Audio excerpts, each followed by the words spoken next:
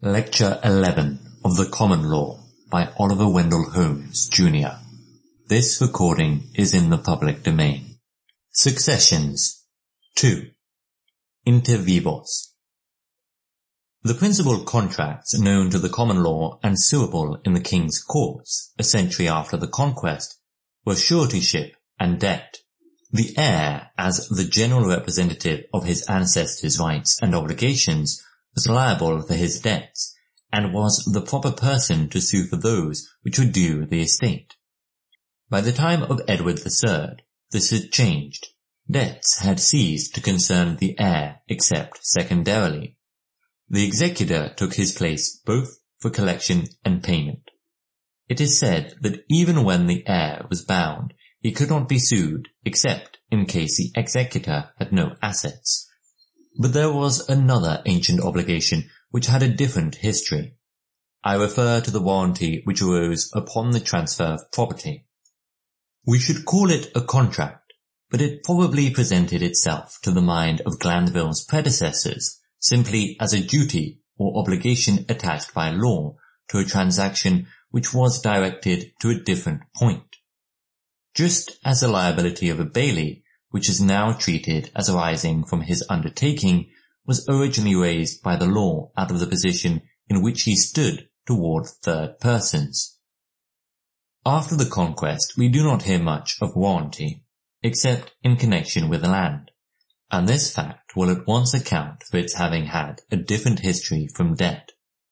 The obligation of warranty was to defend the title, and, if the defence failed, to give to the evicted owner other land of equal value. If an ancestor had conveyed lands with warranty, this obligation could not be fulfilled by his executor, but only by his heir, to whom his other lands had descended. Conversely, as to the benefit of warranties made to a deceased grantee, his heir was the only person interested to enforce such warranties, because the land descended to him. Thus the heir continued to represent his ancestor in the latter's rights and obligations by way of warranty, after the executor had relieved him of the debts, just as before that time he had represented his ancestor in all respects. If a man was sued for property which he had bought from another, the regular course of litigation was for the defendant to summon in his cellar to take charge of the defence, and for him, in turn, to summon in his, if he had one, and so on, until a party was reached in the chain of title who finally took the burden of the case upon himself. The contrast which was early stated between the Lombard and the Roman law existed equally between the Anglo-Saxon and the Roman. It was said that the Lombard presents his grantor, the Roman stands in his grantor's shoes. Langobardus dat auctorem, Romanus dat loco actoris. Suppose now that A gave land to B, and B conveyed over to C. If C was sued by D, claiming a better title, C practically got the benefit of A's warranty, because when he summoned B, B would summon A, and thus A would defend the case in the end. But it might happen that between the time when B conveyed to C and the time when the action was begun, B had died. If he left an heir, C might still be protected, but supposing B left no heir, C got no help from A, who, in the other event, would have defended his suit. This, no doubt, was the law in the Anglo-Saxon period, but it was manifestly unsatisfactory. We may conjecture, with a good deal of confidence, that a remedy would be found as soon as there was machinery to make it possible. This was furnished by the Roman law. According to that system, the buyer stood in the place of his seller, and a fusion of the Roman with the Anglo-Saxon rule was all that was needed. Bracton, who modelled his book upon the writings of medieval civilians, shows how this sort was used. He first put the case of conveyance, with the usual clause binding the grantor and his heirs to warrant and defend the grantee and his heirs. He then goes on. Again, one may make his gift greater and make other persons quasi-heirs of his grantee. although, in fact, they are not heirs, as when he says in the gift, to have and to hold to such a one and his heirs, or to whomsoever he shall choose to give or assign the said land. And I and my heirs will warrant to the said so and so, and his heirs, or to whomsoever he shall choose to give or assign the said land, and their heirs against all persons. In which case, if the grantee shall have given or assigned the land, and then have died without heirs, the first grantor and his heirs begin to hold the place of the first grantee and his heirs, and are in place of the first grantee's heirs, pro herede, so far as concerns warranting to his assigns and their heirs, according to the clause contained in the first grantor's charter, which would not be but for the mention of assigns in the first gift. But so long as the first grantee survives, or his heirs, they are held to warranty, and not the first grantor. Here we see that in order to entitle the assigned to the benefit of the first grantor's warranty, assigns must be mentioned in the original grant and covenant. The scope of the ancient obligation was not extended without the warrantor's assent, but when it was extended, it was not by a contrivance like a modern letter of credit. Such a conception would have been impossible in that stage of the law. By mentioning assigns, the first grantor did not offer a covenant to any person who would thereafter purchase the land. If that had been the notion, there would have been a contract directly binding the first grantor to the assigned as soon as the land was sold, and thus there would have been two warranties arising from the same clause, one to the first grantee, a second to the assigned. But in fact, the assigned recovered on the original warranty to the first grantee. He could only come on the first grantor after a failure of the immediate grantor's heirs.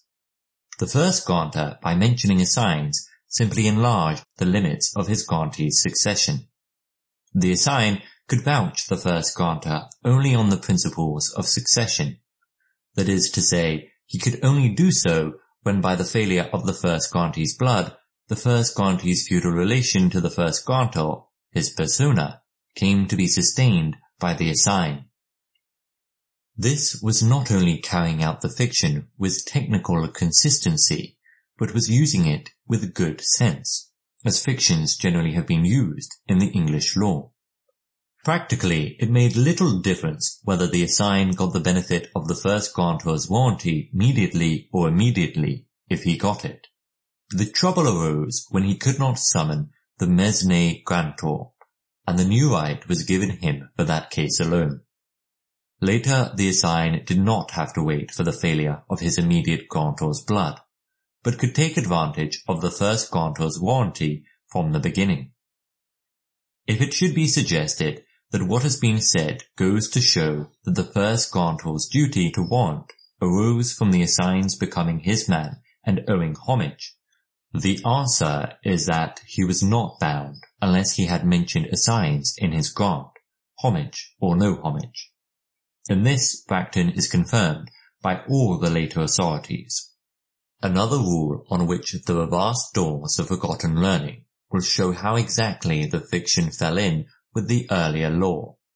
Only those who were privy in estate with the person to whom the warranty was originally given could vouch the original warrantor. Looking back to the early procedure, it will be seen that, of course, only those in the same chain of title could even immediately get the benefit of a former owner's warranty. The ground on which a man was bound to warrant was that he had conveyed the property to the person who summoned him. Hence, a man could summon no one but his grantor, and the successive vouchers came to an end when the last vouchee could not call on another from whom he had bought. Now when the process was abridged, no persons were made liable to summons who would not have been liable before. The present owner was allowed to vouch directly those who otherwise would have been indirectly bound to defend his title, but no others. Hence, he could only summon those from whom his grantor derived his title. but this was equally well expressed in terms of the fiction employed. In order to vouch, the present owner must have the estate of the person to whom the warranty was made. As every lawyer knows, the estate does not mean the land. It means the status, or persona, in regard to that land formerly sustained by another. The same word was used in alleging a right by prescription, that he and those whose estate he has have for time whereof memory runneth, not to the contrary, etc. And it will be remembered that the word corresponds to the same requirement of succession there. To return to Bracton, it must be understood that the description of assigns as quasi-heredes is not accidental. He describes them in that way whenever he has occasion to speak of them. He even pushes the reasoning drawn from the analogy of inheritance to extremes, and refers to it in countless passages. For instance, it should be noted that of heirs, some are true heirs, and some quasi-heirs, in place of heirs, etc. True heirs by way of succession, quasi-heirs, etc., by the form of the gift, such as assigns, etc. If it should be suggested that Bracton's language is only a piece of medieval scholasticism, there are several answers. In the first place, it is nearly contemporaneous with the first appearance of the right in question. This is shown by his citing authority for it as for something which might be disputed. He says, and that warranty must be made to assigns according to the form of the gift is proved by a case in the circuit of W. de Raleigh about the end of the roll, etc. It is not justifiable to assume that a contemporary explanation of a new rule had nothing to do with its appearance. Again, the fact is clear that the assign got the benefit of the warranty to the first grantee, not of a new one to himself, as has been shown, and Bracton's explanation of how this was worked out falls in with what has been seen of the course of the German and Anglo-Saxon law, and with the pervading thought of the Roman law. Finally, and most important, the requirement that the assign should be in of the first grantee's estate has remained a requirement from that day to this. The fact that the same thing is required in the same words as in prescription goes far to show that the same technical thought has governed both. As I have said, Glanville's predecessors probably regarded warranty as an obligation incident to a conveyance rather than as a contract. But when it became usual to insert the undertaking to warrant in a deed or charter of fiefment, it lost something of its former isolation as a duty standing by itself, and admitted of being generalized. It was a promise by deed, and a promise by deed was a covenant. This was a covenant having peculiar consequences attached to it, no doubt. It differed also in the scope of its obligation from some other covenants, as will be shown hereafter. But still, it was a covenant, and could sometimes be sued on as such. It was spoken of in the yearbooks of Edward III as a covenant which falls in the blood, as distinguished from those where the acquittance fell on the blood, and not on the person. The importance of this circumstance lies in the working of the law of warranty upon other covenants which took its place. When the old actions for land gave way to more modern and speedier forms, warrantors were no longer vouched in to defend, and if a grantee was evicted, damages took the place of a grant of other land. The ancient warranty disappeared and was replaced by the covenants which we still find in our deeds, including the covenants for season, for right to convey, against encumbrances, for quiet enjoyment of warranty, and for further assurance.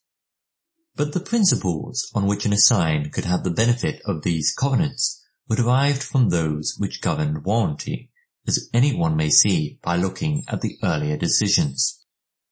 For instance, the question, what was a sufficient assignment to give an assign the benefit of a covenant for quiet enjoyment, was argued and decided on the authority of the old cases of warranty.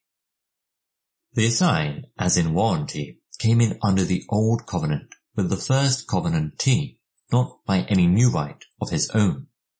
Thus, in an action by an assign on a covenant for further assurance, the defendant set up a release by the original covenantee after the commencement of the suit. The court held that the assignee should have the benefit of the covenant. They held that although the breach was in the time of the assignee, yet if the release had been by the covenantee, who is a party to the deed and from whom the plaintiff derives, before any breach, or before the suit commenced, it had been a good bar to the assignee from bringing this writ of covenant. But the breach of the covenant being in the time of the assignee, and the action brought by him, and so attached in his person, the covenantee cannot release this action wherein the assignee is interested. The covenantee, even after assignment, remains the legal party to the contract. The assign comes in under him, and does not put an end to his control over it, until by breach and action a new right attaches in the assign's person, distinct from the rights derived from the persona of his grantor. Later, the assign got a more independent standing, as the original foundation of his rights sunk gradually out of sight, and a release after assignment became ineffectual, at least in the case of a covenant to pay rent. Only privies in estate with the original covenantee can have the benefit of covenants for title.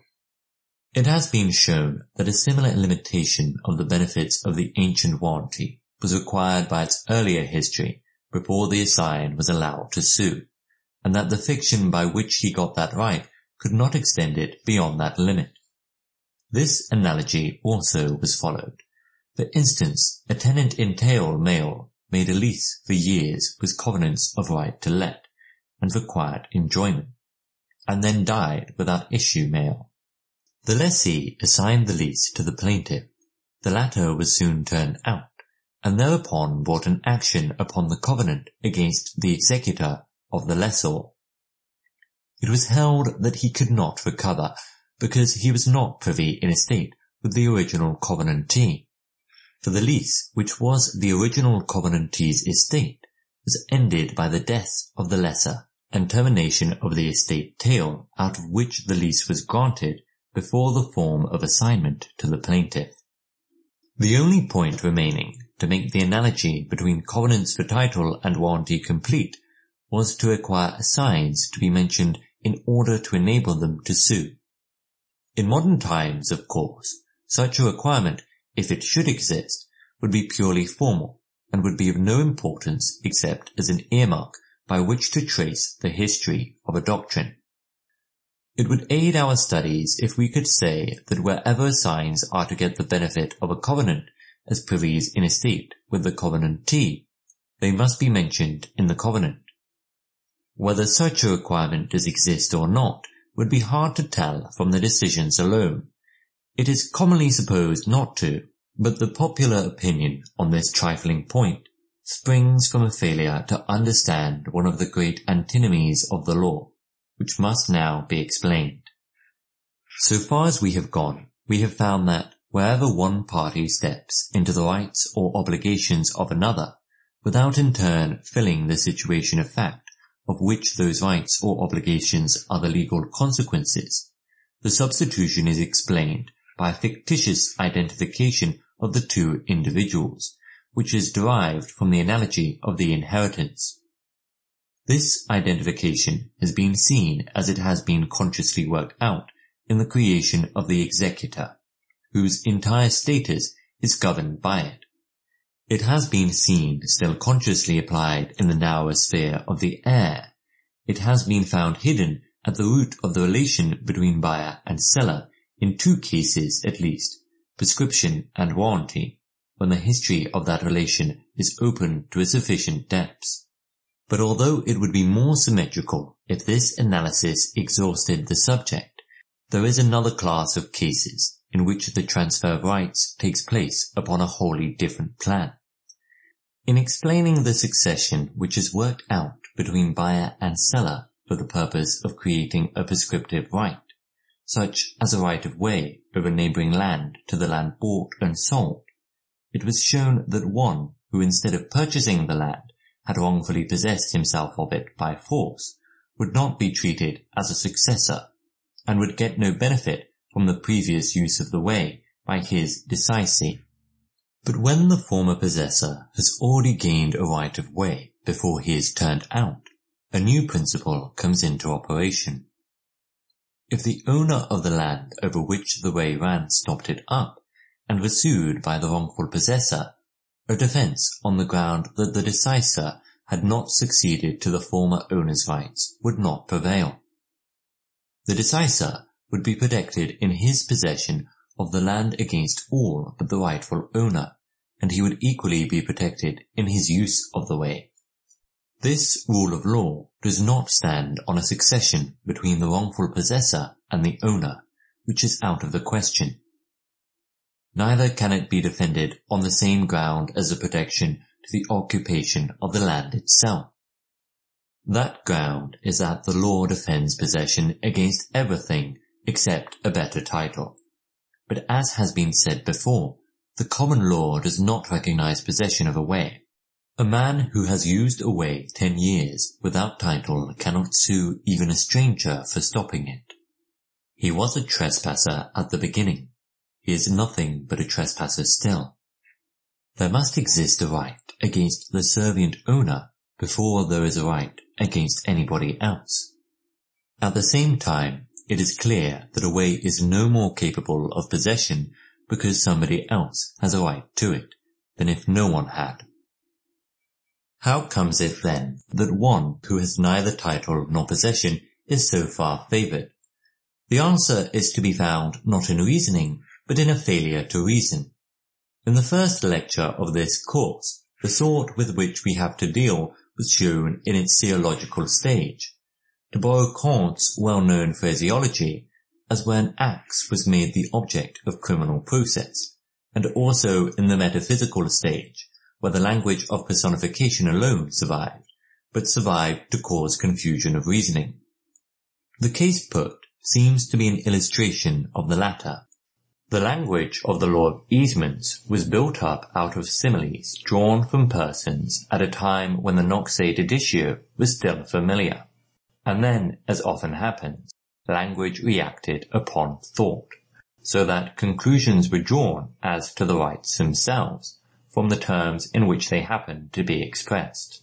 When one estate was said to be enslaved to another, or a right of way was said to be a quality or incident of a neighbouring piece of land, men's minds were not alert to see that these phrases were only so many personifying metaphors, which explain nothing unless the figure of speech was true. Orgon deduced the negative nature of servitudes from the rule that the land owes the services, not the person. Predium non persona servit. For, said Orgon, the land alone being bound, it can only be bound passively.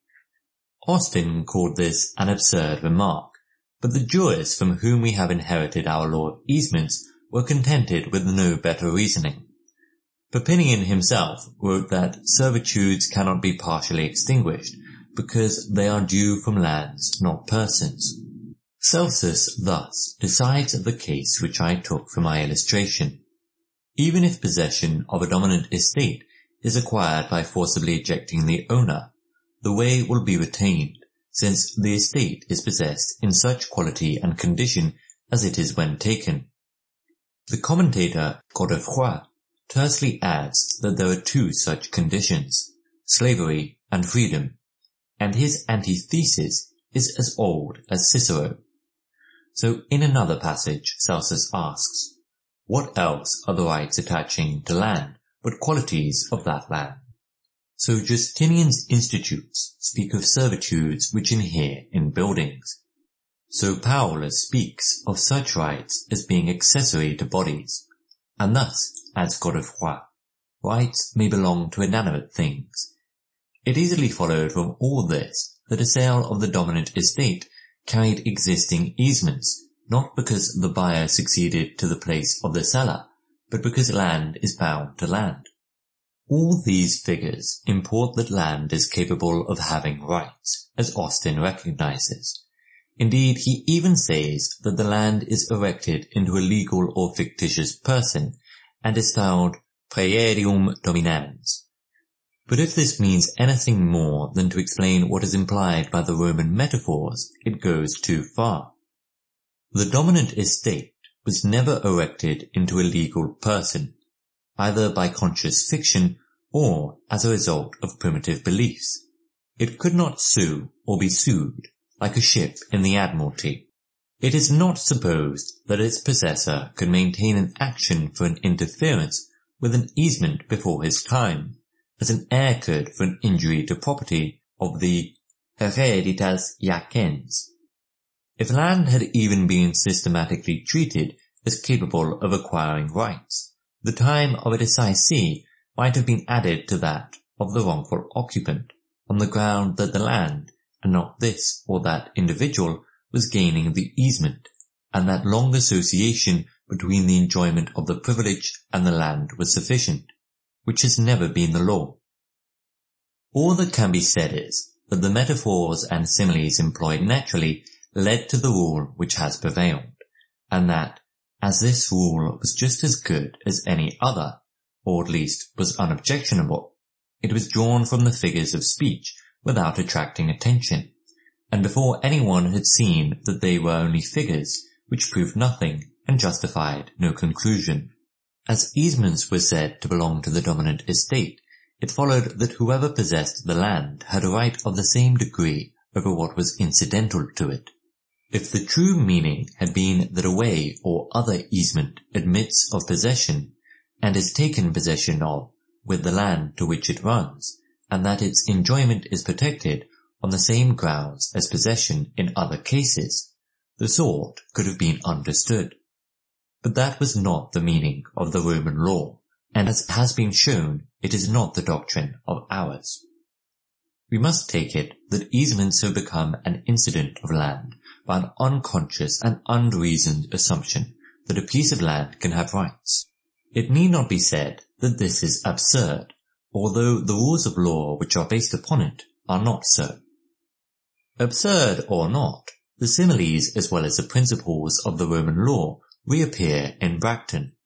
He says, the servitude by which land is subjected to other land is made on the likeness of that by which man is made the slave of man. For rights belong to a free tenement as well as tangible things. They may be called rights or liberties with regard to the tenements to which they are owed, but servitudes with regard to the tenements by which they are owed. One estate is free, the other subjected to slavery. A servitude may be called an arrangement by which house is subjected to house, farm to farm, holding to holding.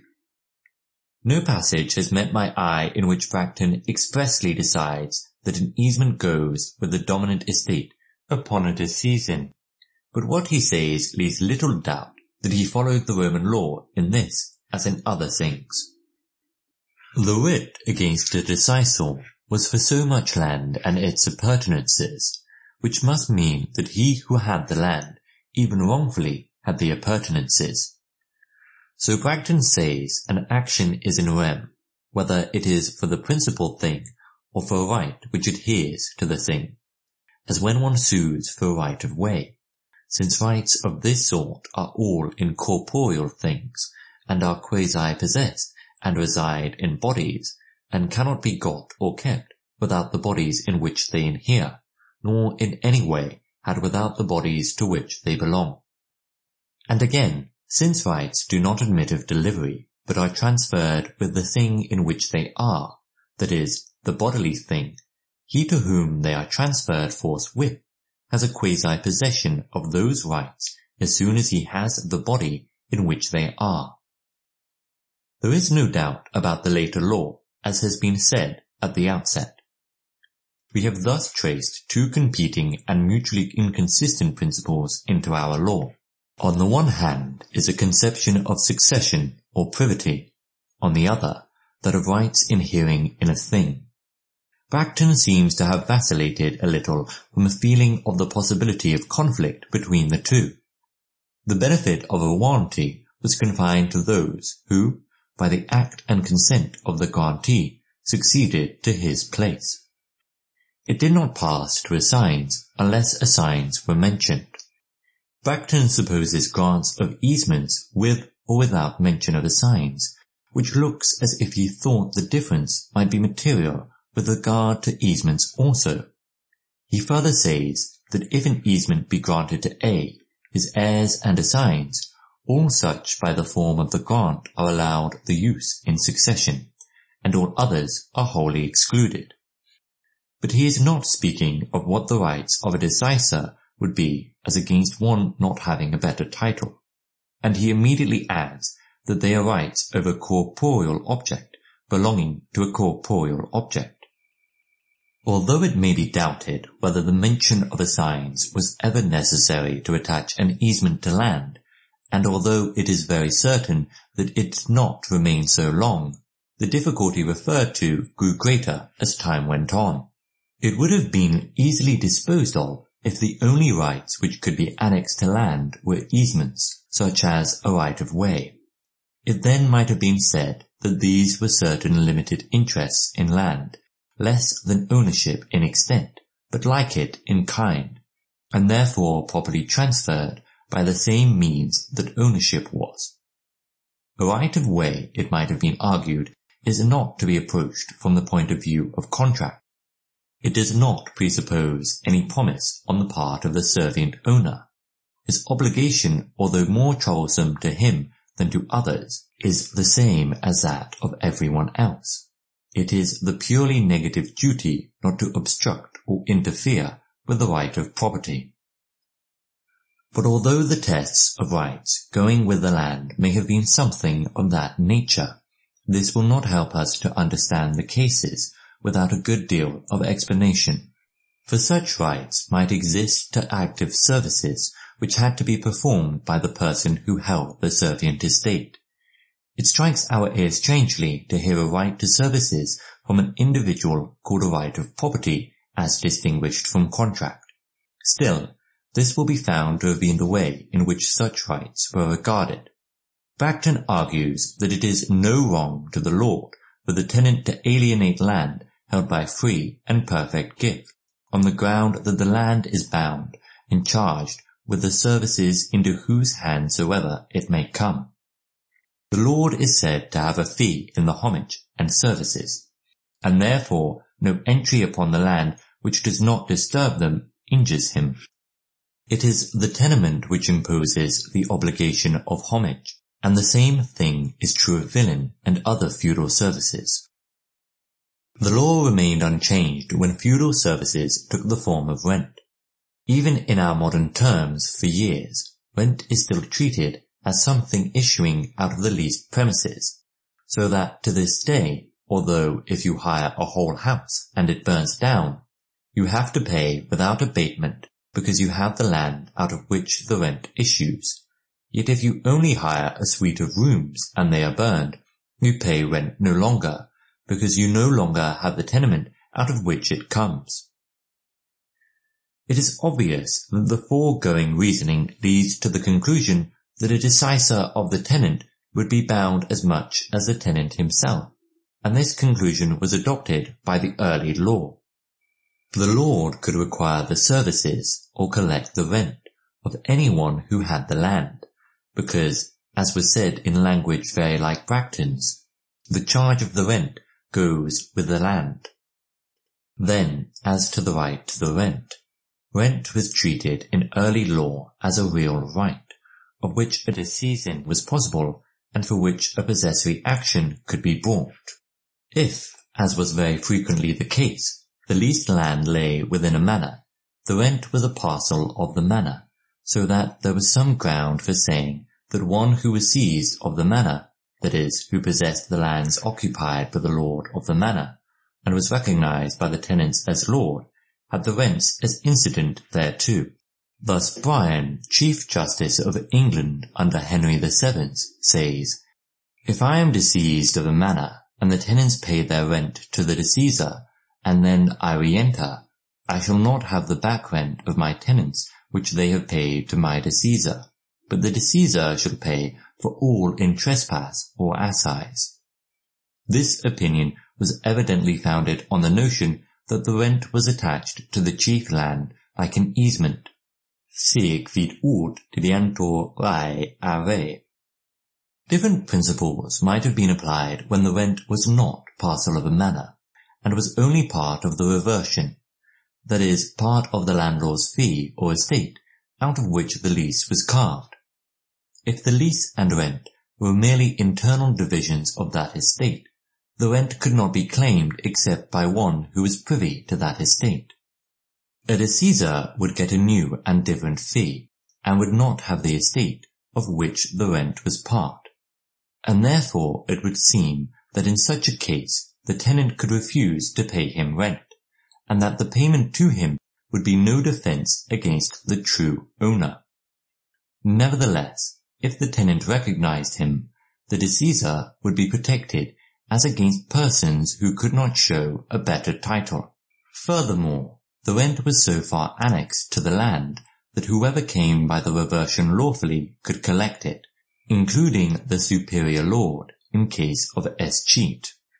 Yet escheat meant the extinction of the fee of which the lease and rent were parts, and although Bracton regarded the lord as coming in under the tenant's title for herede in privity, it was soon correctly settled that he did not, but came in paramount. This instance, therefore, comes very near that of a deceasor. Services and rent, then, were, and to some extent are still, dealt with by the law from the point of view of property. They were things which could be owned and transferred like other property. They could be possessed even by wrong, and possessory remedies were given for them. No such notion was applied to warranties, or to any right which was regarded wholly from the point of view of contract. And when we turn to the history of those remedies for rent which sounded in contract, we find that they were so regarded. The actions of debt and covenant could not be maintained without privity. In the 9th year of Henry VI, it was doubted whether an heir having the reversion by descent could have debt, and it was held that a grantee of the reversion, although he had the rent, could not have that remedy for it. A few years later, it was decided that the heir could maintain debt, and in Henry VII's reign, the remedy was extended to the devisee, who, as has been remarked above, seemed more akin to the heir than a grantee, and was more easily likened to him. It was then logically necessary to give assigns the same action, and this followed. The privity of contract followed the estate, so that the assignee of the reversion could sue the person then holding the term. On like grounds he was afterwards allowed to maintain covenant, but these actions have never lain for or against persons not privy in estate with the lesser and the lessee respectively, because privity to the contract could never be worked out without succession to the title. However, all these niceties had no application to the old freehold rents of the feudal period, because the contractual remedies did not apply to them until the time of Queen Anne. The freehold rent was just as much real estate as an acre of land, and it was sued for by the similar remedy of an assize asking to be put back into possession. The allowance of contractual remedies shows that rent and feudal services of that nature, although dealt with as things capable of possession, and looked at generally from the point of view of property rather than of contract, yet approached much nearer to the nature of the latter than a mere duty not to interfere with the way. Other cases come nearer still. The sphere of prescription and custom in opposing active duties is large in early law. Sometimes the duty is incident to the ownership of certain land, sometimes the right is, and sometimes both are, as in the case of an easement. When the service was for the benefit of other land, the fact that the burden in popular language fell upon one parcel was of itself a reason for the benefit attaching to the other. Instances of different kinds are these. A parson might be bound by custom to keep a bull and a boar for the use of his parish.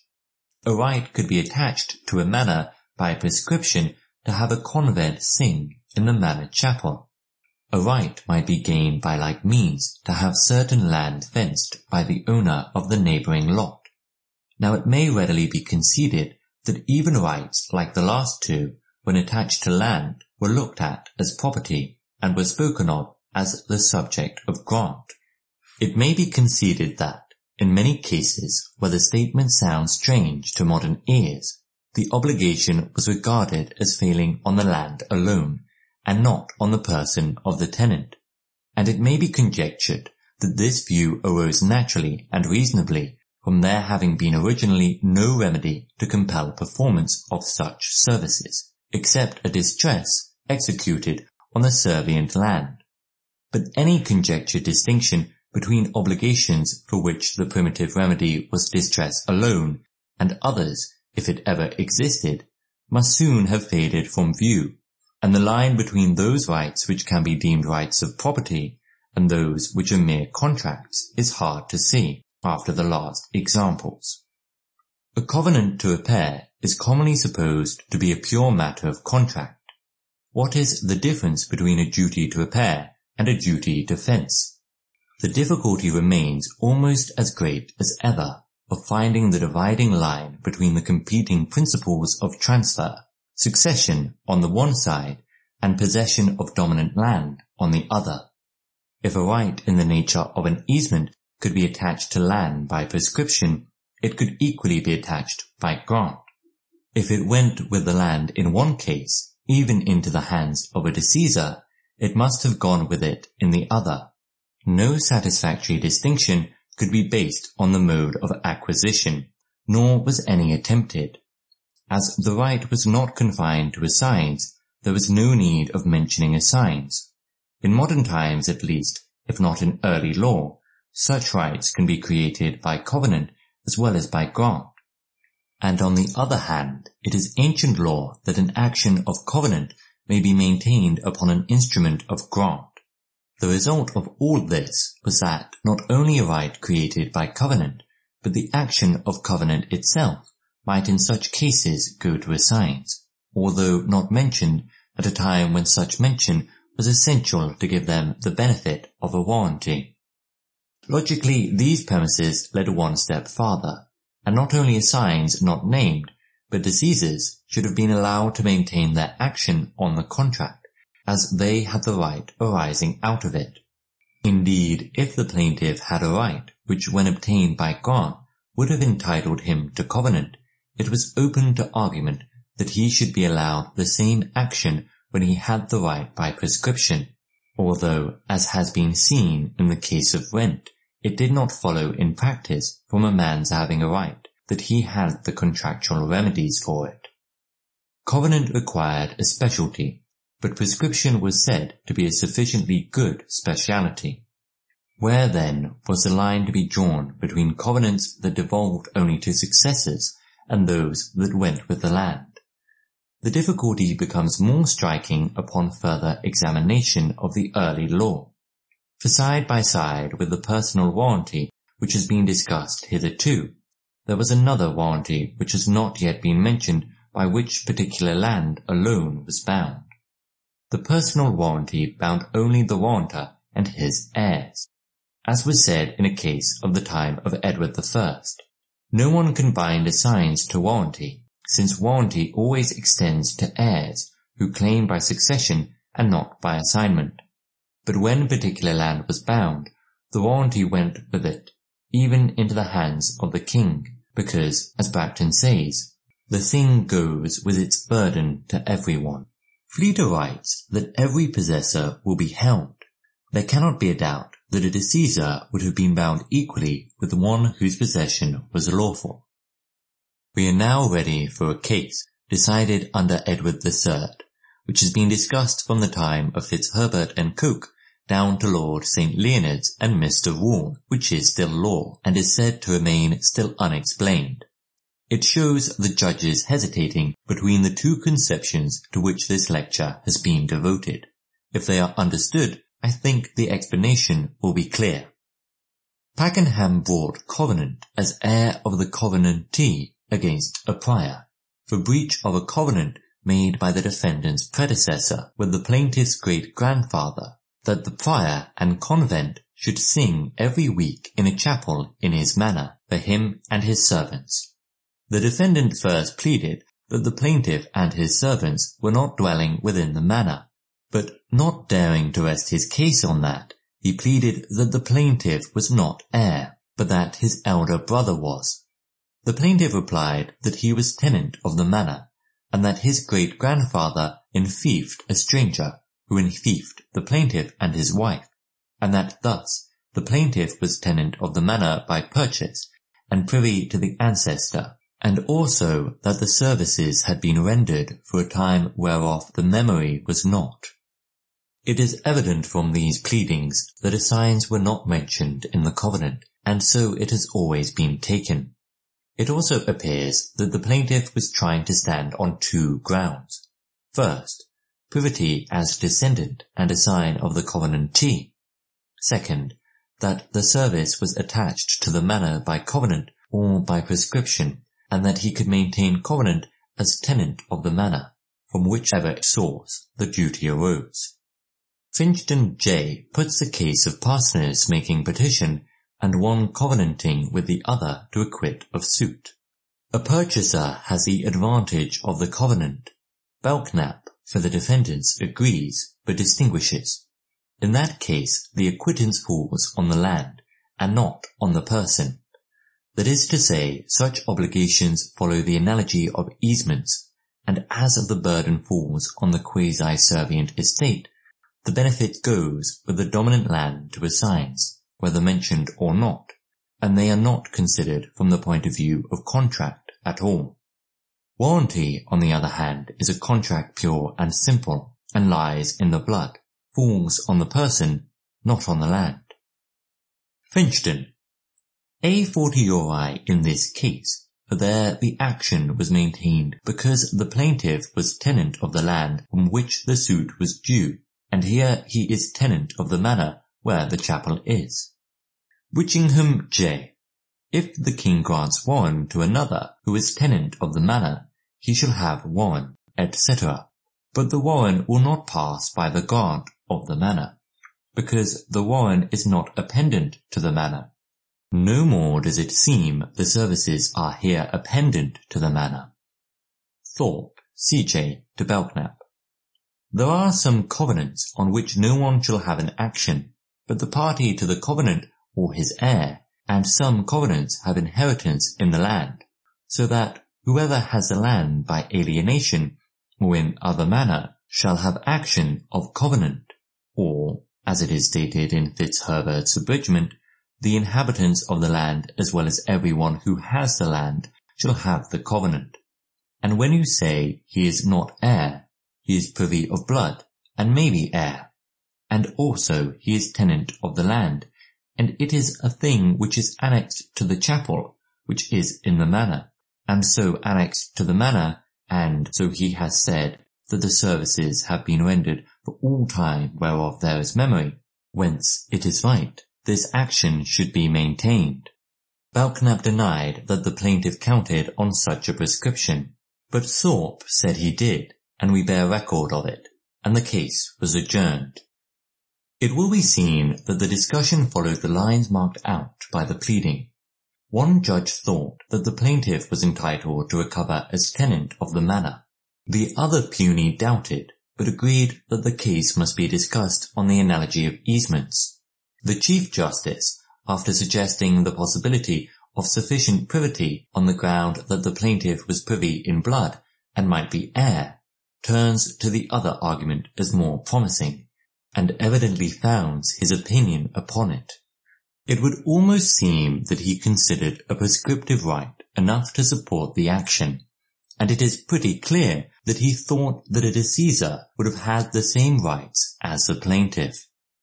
In the reign of Henry IV, another case arose upon a covenant very like the last, but this time the facts were reversed. The plaintiff counted as heir, but did not allege that he was tenant of the manor. The defendant, not denying the plaintiff's descent, pleaded in substance that he was not tenant of the manor in his own right. The question raised by the pleadings, therefore, was whether the heir of the covenantee could sue without being tenant of the manor. If the covenant was to be approached from the side of contract, the heir was party to it as representing the covenantee. If, on the other hand, it was treated as amounting to the grant of a service, like an easement, it would naturally go with the manor if made to the lord of the manor. It seems to have been thought that such a covenant might go either way, according as it was made to the tenant of the manor or to a stranger. Markham, one of the judges, says, "In a writ of covenant, one must be privy to the covenant if he would have a writ of covenant or aid by the covenant. But peradventure, if the covenant had been made with the lord of the manor, who had inheritance in the manor, ou isint, cum determination, pour estre fait, it would be otherwise," which was admitted. It was assumed that the covenant was not so made as to attach to the manor, and the court, observing that the service was rather spiritual than temporal, were inclined to think that the heir could sue. The defendant accordingly over and set up a release. It will be seen how fully this agrees with the former case. The distinction taken by Markham is stated very clearly in a report by Lord Coke. In the argument of Chudley's case, the line is drawn thus: always the warranty as to voucher requires privity of estate to which it was annexed, i.e., succession to the original covenantee, and the same law of a use. But of things annexed to land it is otherwise, as of commons, advowsons, and intruder, or the lord by his cheat, etc., shall have them as things annexed to the land. So note a diversity between a use or warranty and the like things annexed to the estate of the land in privity, and commons, advowsons, and other hereditaments annexed to the possession of the land. And this, it seems to me, is the nearest approach which has ever been made to the truth. Coke, in his commentary on Littleton, 385a, takes a distinction between a warranty which binds the party to yield lands in recompense, and a covenant annexed to the land, which is to yield but damages. If Lord Coke had meant to distinguish between warranties and all covenants, which in our loose modern sense are said to run with the land, this statement would be less satisfactory than the preceding. A warranty was a covenant which sometimes yielded but damages, and a covenant in the old law sometimes yielded land. In looking at the early cases, we are reminded of the still earlier German procedure, in which it did not matter whether the plaintiff's claim was founded on a right of property in a thing or simply on a contract for it. Covenant was brought for a freehold under Edward I, and under Edward III, it seems that a mill could be abated by the same action when maintained contrary to an easement created by covenant. But Lord Coke did not mean to lay down any sweeping doctrine, for his conclusion is that a covenant is in many cases extended further than the warranty. Furthermore, this statement, as Lord Coke meant it, is perfectly consistent with the other and more important distinction between warranties and rights in the nature of easements or covenants creating such rights. For Lord Coke's examples are confined to covenants of the latter sort, being in fact only the cases just stated from the yearbooks. Later writers, however, have wholly forgotten the distinction in question, and accordingly it has failed to settle the disputed line between conflicting principles. Covenants which started from the analogy of warranties, and others to which was applied the language and reasoning of easements, have been confounded together under the title of covenants running with the land. The phrase running with the land is only appropriate to covenants which pass like easements, but we can easily see how it came to be used more loosely. It has already been shown that covenants for title, like warranties, went only to successors of the original covenantee. The technical expression for the rule was that they were annexed to the estate in privity. Nothing was easier than to overlook the technical use of the word estate, and to say that such covenants went with the land. This was done, and forthwith all distinctions became doubtful. It probably had been necessary to mention assigns in covenants for title, as it certainly had been to give them the benefit of the ancient warranty. This seems to have been the formal mark of these covenants, which passed only to privies. But it was not necessary to mention assigns in order to attach easements and the like to land. Why should it be necessary for one covenant running with the land more than another? And if necessary for one, why not for all? The necessity of such mention in modern times has been supposed to be governed by a fanciful rule of Lord Coke's.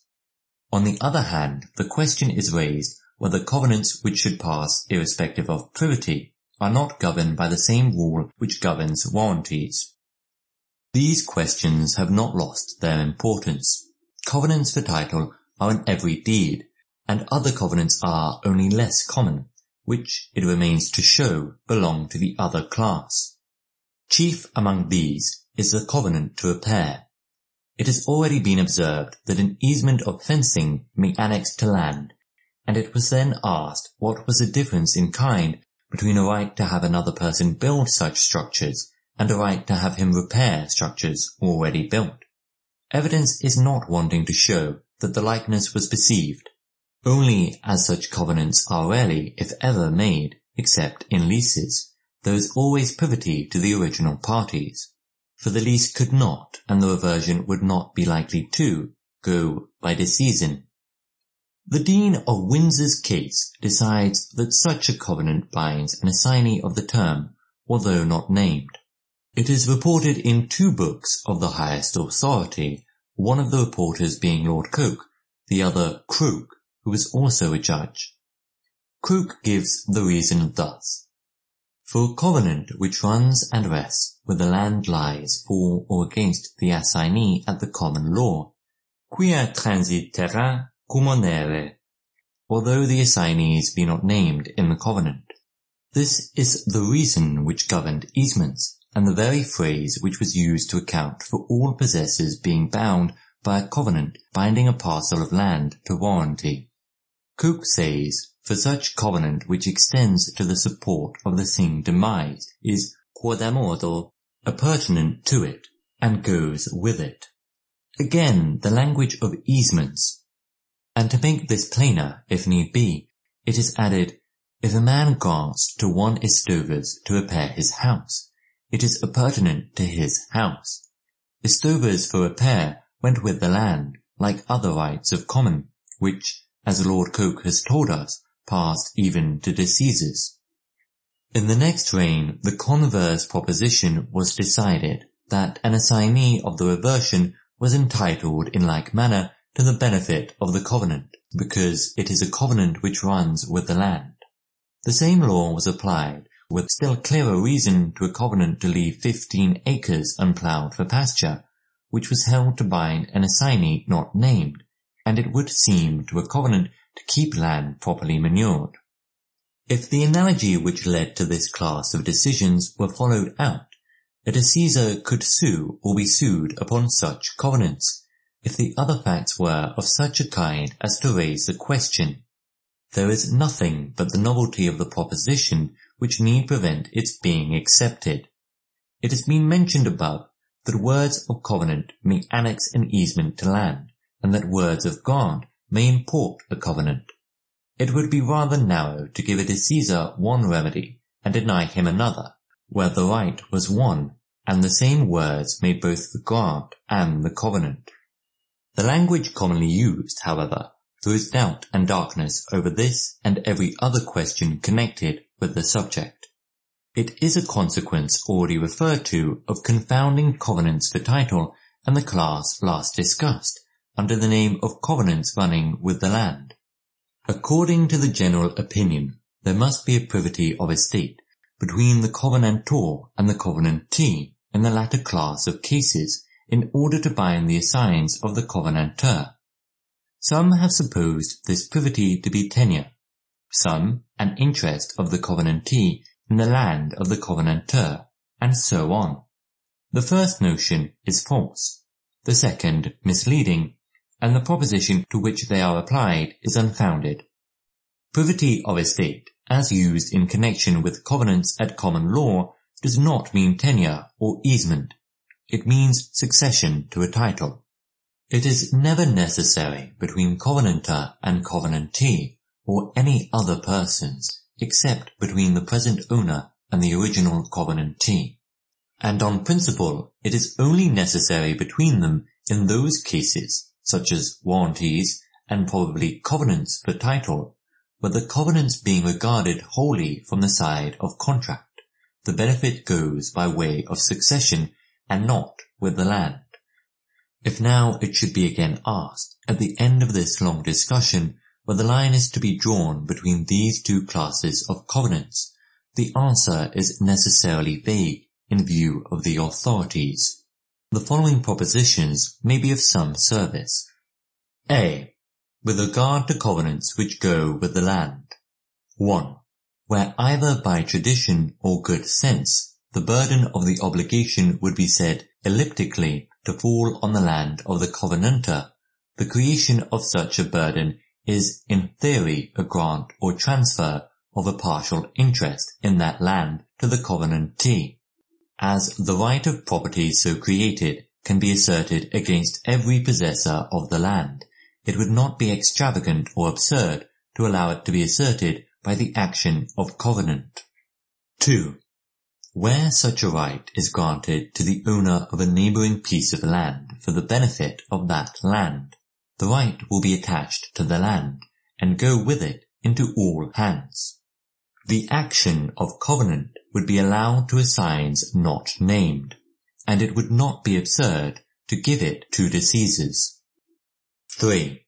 There is one case of a service, the burden of which does not fall upon land even in theory, but the benefit of which might go at common law with the land which it benefited. This is the case of singing and the like by a convent. It will be observed that the service, although not falling on land, is to be performed by a corporation permanently seated in the neighbourhood. Similar cases are not likely to arise now. B. With regard to covenants which go only with the estate in the land. In general, the benefit of covenants which cannot be likened to grants, and the burden of which does not fall on land, is confined to the covenantee and those who sustain his persona, namely his executor or heir. In certain cases, of which the original and type was the ancient warranty, and of which the modern covenants for title are present examples, the sphere of succession was enlarged by the mention of assigns, and assigns are still allowed to represent the original covenantee for the purposes of that contract. But it is only by way of succession that any other person than the party to the contract can sue upon it. Hence, the plaintiff must always be privy in estate with the covenantee. C. It is impossible, however, to tell by general reasoning what rights will be held in English law to belong to the former class, or where the line will be drawn between the two. The authorities must be consulted as an arbitrary fact, although it might sometimes seem that the test of the first was whether the service was of a nature capable of grant, so that if it rested purely in covenant, it would not follow the land. Yet, if this test were accepted, it has already been shown that, apart from tradition, some services which do follow the land could only be matter of covenant. The grant of light and air, a well-established easement, is called a covenant not to build on the servient land to the injury of the light, by barren park. And although this might be doubted, it has been seen that at least one well-established easement, that of fencing, cannot be considered as a right granted out of the servient land with any more propriety than 100 other services which would be only matter of contract if the law allowed them to be annexed to land in like manner. The duty to repair exists only by way of covenant, yet the reasoning of the leading cases is drawn from the law of easement. On the other hand, a covenant by lessee to build a wall upon the leased premises was held, in Spencer's case, not to bind assigns unless mentioned. But Lord Coke says that it would have bound them if it had purported to. The analogy of warranty makes its appearance and throws a doubt on the fundamental principle of the case.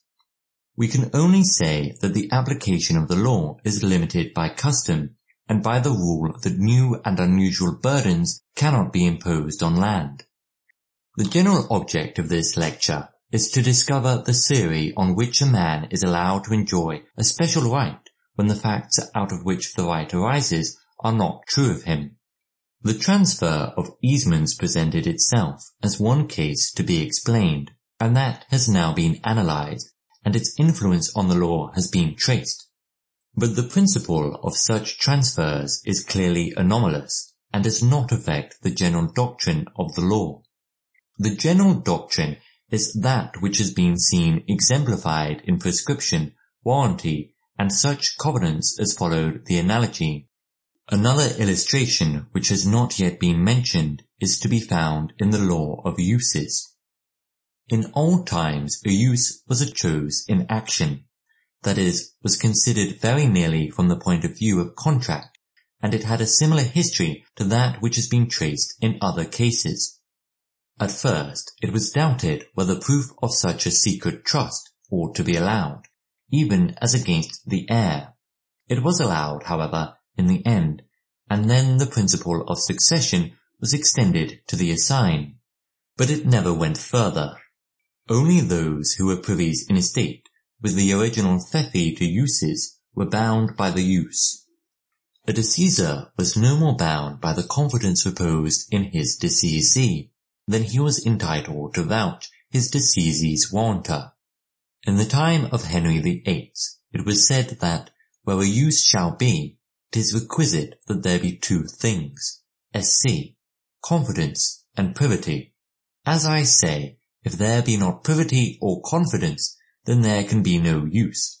And hence, if the fefis make a fiefment to one who has notice of the use, now the law will adjudge him seized to the first use, since there is sufficient privity between the first fieffer and him. For if he, i.e. the first fieffer, had warranted, he, the last fefi, should vouch as a sign which proves privity. And he is in the per by the fefis. But where one comes into the land in the post, as the lord by eschit, or the deceaser, then the use is altered and changed, because privity is wanting. To this day it is said that a trust is annexed in privity to the person and to the estate, which means to the persona. It is not regarded as issuing out of the land like a rent, so that while a rent binds everyone who has the land, no matter how, a deceaser is not bound by the trust. The case of the lord taking by eschit has been doubted, and it will be remembered that there is a difference between Bracton and later authors as to whether he comes in as quasi-heres or as a stranger. Then as to the benefit of the use. We are told that the right to sue the subpoena descended indeed to the heir on the ground of heres iadem persona cum antecessore, but that it was not assets. The quaesture que use was given power to sell by an early statute, but with regard to trusts, Lord Coke tells us that, in the reign of Queen Elizabeth, all the judges in England held that a trust could not be assigned, because it was a matter in privity between them, and was in the nature of a chose in action. Uses and trusts were both divisible, however, from an early day, and now trusts are as alienable as any form of property. The history of early law everywhere shows that the difficulty of transferring a mere right was greatly felt when the situation of fact from which it sprung could not also be transferred. Analysis shows that the difficulty is real. The fiction which made such a transfer conceivable has now been explained, and its history has been followed until it has been seen to become a general mode of thought.